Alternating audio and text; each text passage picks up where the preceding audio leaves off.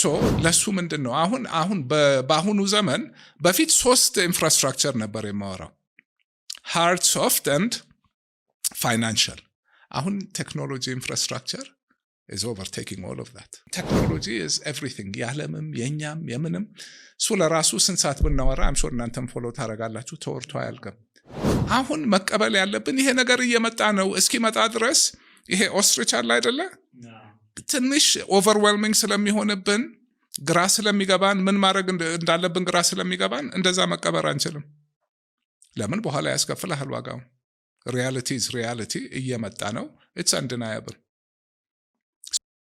አክሰስ ካፒታልን እዛው ከተትኩት ምን የሚያክል ተቋም እዚህ ጋር አብሮ እየተመራ ነው ሪሰርች ሪፖርት ይወጣል ሪል ስቴት ሴክተር ፈርስት ታይም ጥናቱን ሳየው ገርሞኛል ሲጀመር 15 ዓመት የሊስ ፖሊሲ እስኪመጣ ሪል ስቴት ካምፓኒ አልነበረም ከዛና አያት መጡ የተወሰኑ ነበሩ ጥናት ሁሉንም ሰርቬር ትልቁ ስራችን ገበያ ውስጥ ገብተን ኢንፎርሜሽን ከመንግስት መስሪያ ቤት ከቀበሌ ከኮንሱመሩ መርካቶ ምን ሄደን እንሰበስባለን ሶ ሪል ዳታ ይዘን ነው የምናወራው ሪል ስቴት ካምፓኒ ሪንግ ሮድ ውስጥ አንድ አልነበረም አያት ምናምን ሁሉም ሪፖርቱ ላይ ስናይ 500 ሜትር ካሬ 1000 ሜትር ካሬ ቪላ ነው የሚሰራው የሚገርመው ነገር ሽያጩ 90% ዳያስፖራ ነው አዲስ አበባ እንዴት አድጓል ያኔም ራሱ አሁንማ ተውት የቤት ዋጋ እንዴት እንደሆነ አየው ይሄ አሁን ግዴታ የመሰለኝ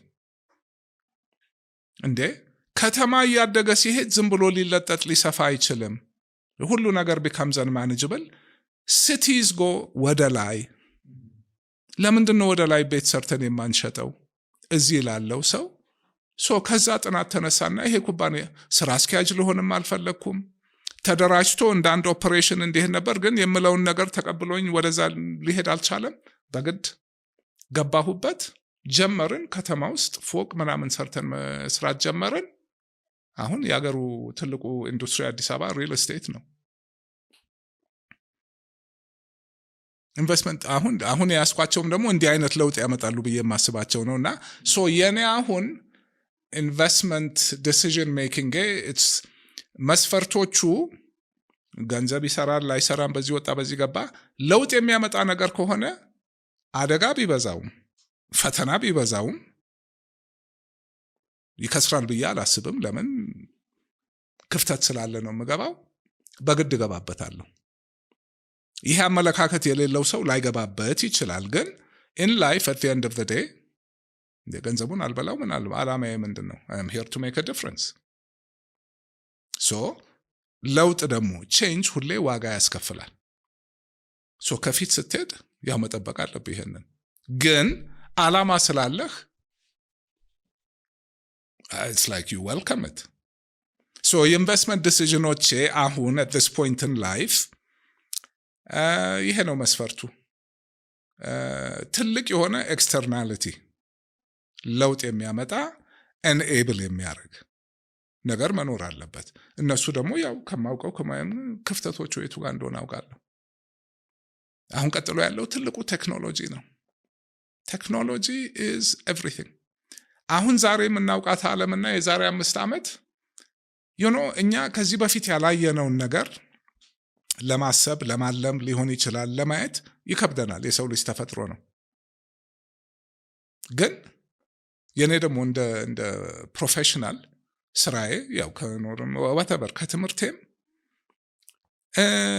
ታሪክ ነው ጥሩ ነው መነሻ ነው ኢንቨስትመንት ሁሉ ነገር ግን ከዚህ በኋላ ያለው ነው ታሪክ ሁሌ ራሱን አይደግምም አይተን የማናውቀው ነገር ይመጣል አሁን በዓለም ደረጃ መጥቷል so in this context okay opportunity exploit ማድረግ ሊሆን ይችላል ክፍተት ማሟላት ምናምን ነገር ካለኝ እይታ ካለኝ ዕውቀት ከውጭው ልምዱ እዚህ ሀገር ደግሞ 28 ዓመት ስቆይ አሁን መሬት ላይ እንዴት ነው የሞተሩን ኮፍኑን ከፍቼ ሞተሩን አውርጄ መልሼ አውቀዋለሁ ብዙ ስህተት ተሳስቻለሁ ለምን ኤንቫይሮንመንቴ ያልተረዳውት አለ። ግማሹም ደግሞ በቃ ሬዚስተንሱ ደግሞ ለረጅም ጊዜ እኮ የኔን እንቅስቃሴ መንግስት እንደ መንግስት ሆነ ብሎ ይጋፋው ነበር። በኋላ ነው ለምን እንደዚህ የሚነቀንቁ ነገሮች ናቸው፣ የኢኮኖሚ መዋቅር የሚነካኩ ናቸው። ያ ደግሞ ፖለቲካ ኢምፕሊኬሽን አለው። እኔ እነሱ በቃ ይሄ እኮ ለሀገር ይጠቅማል፣ ጥሩ ነው፣ ኢኮኖሚ ነው፣ ምንድን ነው እዚህ ጋር ማላየው ሌላ ዓለም ነበር።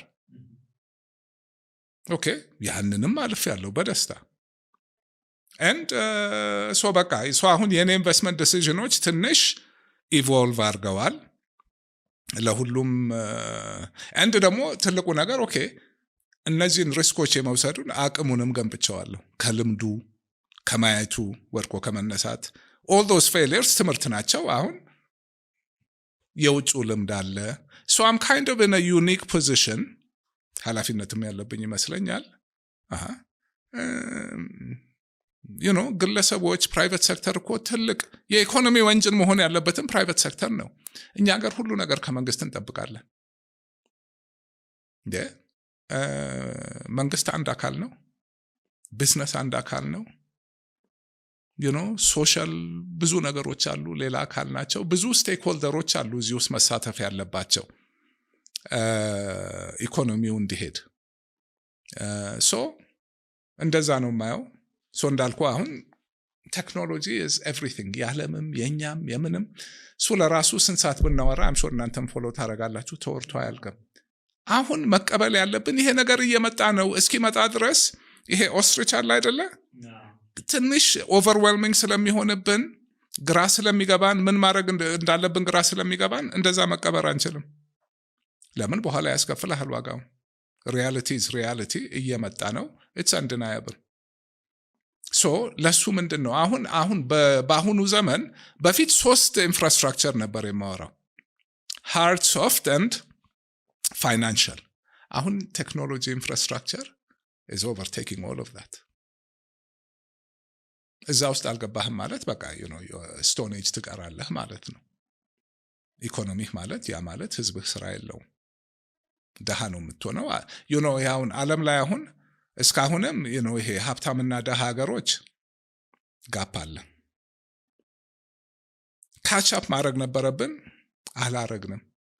እኛ አሁን ዲቨሎፒንግ ካንትሪዝ በብዙ ምክንያት ስቶል እያደረግን ነው። ምዕራቡ ግን ኢቨን ዌስት ኢቨን ኤዥያ ቴክኖሎጂ ያለበት አሁን ጭራሽ ሊመጠቁብን ነው። የእኛ ጥቅም ለነሱ ይሄ ቺፕ ሌበር፣ ስኪልድ ሌበር።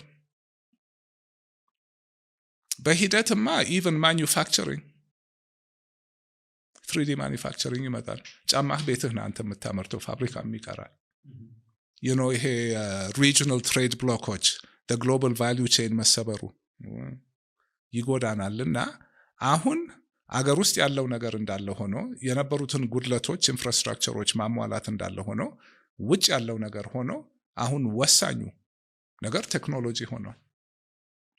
የዓለም ቋንቋ እሱ ነው፣ የኢኮኖሚ ቋንቋ፣ የሁሉ ነገር ቋንቋ። እዛ ላይ አሁን ኢንፍራስትራክቸሩን ገንብተን እዛ ጨዋታ ውስጥ እና ይህን ወጣት የሚያድነው ስልኩ ማለት የዓለም ኮኔክሽኑ፣ ስልኩ ማለት ቢዝነሱ የሚሆንበት ነገር አሁን ቴክኖሎጂ ይፈጥራል። ያንን ኢንፍራስትራክቸር ዘርግቶ ተደራሽ እንዲሆን ማድረግ፣ ይሄንን ኤኔብል ማድረግ። ኢንዱስትሪ ፓርክ እንሰራለን። ለገበሬ የማናደርገው ኤክስቴንሽን፣ ፈርቲላይዘር፣ ሲድ፣ ፔስቲሳይድ እናቀርባለን። ወሳኝ ስለሆነ አሁን ይሄ ነው ወሳኙ ነገር። ከዛ በላይ ኢንቨስትመንት ይፈልጋል፣ ካልሆነ ይጎዳናል። እዛ ኤሪያ ላይ በትልቁ የቆየ ስራ አለ። ያው የወቅቱ ውጭ ምንዛሬ ነገር ነው የያዘን፣ ግን ተግባራዊ መሆኑ አይቀርም። እንዳልኩ ካፒታል ማርኬትስ ላይ አሁን ካህሌ የሚባል ድርጅት በቃ ላይሰንሲንግ እንደተፈቀደ ኢንቨስትመንት ባንክ እንገባለን። አሁን የምናወራውን ስራ ሁሉ እናወራለን። የውጭ ከአንድም 2 ያናገሩኛሉ፣ ፓርትነር እንሁን ያሉኝ ይመጣሉ። ኢንቨስትመንት ባንክስ፣ አሴት ማኔጀርስ፣ በቃ የሚገርም ነው። ኢንትረስቱ አለ። ቴክኖሎጂ ኤንድ ፋይናንስ ነው ትኩረት። በአጋጣሚ ብዙ ሰው አማክራለሁ፣ ብዙ ሰው ይመጣል። የተለያየ ስራ ኪፕስ በቃ ኢንትረስቲንግ ያደርግልኛል ውሎዬን ከምንም ነገር በላይ ግን መረጃ የመጣው ሰው ሁሉ ስለ ስራው ብዙ ትላልቅ ስራ በቃ በጥልቀት በየቀኑ እኔ በቃ በነፃ ማክሪያቸው ምናምን ደስ ይላቸዋል። የማይረዱት ከዛ እኩል የሚጠቅመኝ መረጃ ወስዳለሁ ከነሱ አጠቃላይ አመለካከቴን ሼፕና በቃ እሱን አረጋለሁ። አዘ ፐብሊክ ሰርቪስ አላስከፍልም፣ ማስከፈልም የለብኝም። እንጆይ ያረጋዋለሁ፣ ጥቅም አገኝበታለሁ። እንድ ደግሞ ያው እንደዚህ ነገር ውስጥ ነው ያለሁት። and kind of በዛው ደረጃ ቀጥላለሁ ብዬ ነው። ጤና ዙሪያ የምሰራቸው ነገሮች አሉ ውጭ። አንዱ የኔ ሜቢ ከድሜ ከድል ያተረፍኩት የልጅነቴን ከዚህ ሀገር በ20 ዓመቴ ነው የወጣሁት።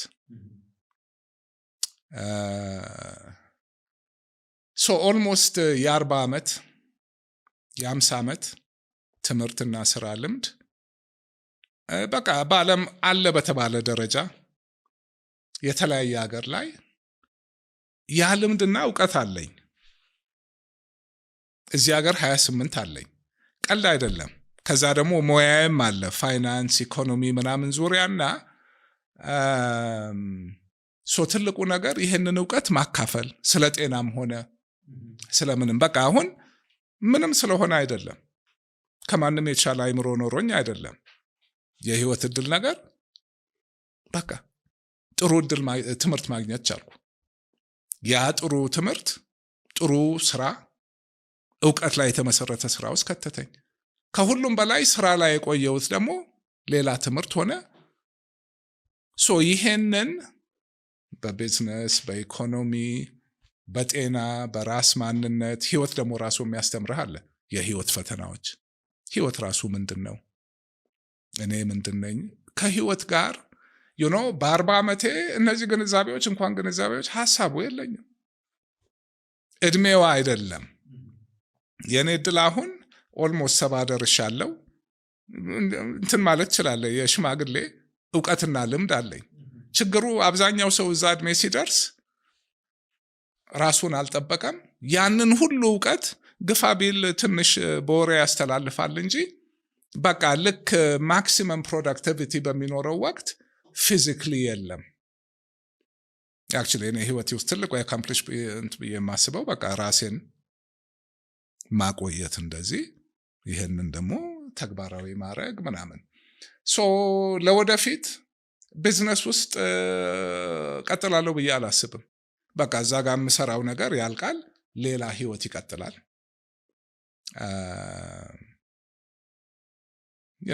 ከማንነት ከጤና ከምናምን ሶሻል ሚዲያ አለ። አሁን ሪሊ ስሰራ ቆይቻለሁ። ዌብሳይት ከፍታለሁ ስል ቆይቻለሁ።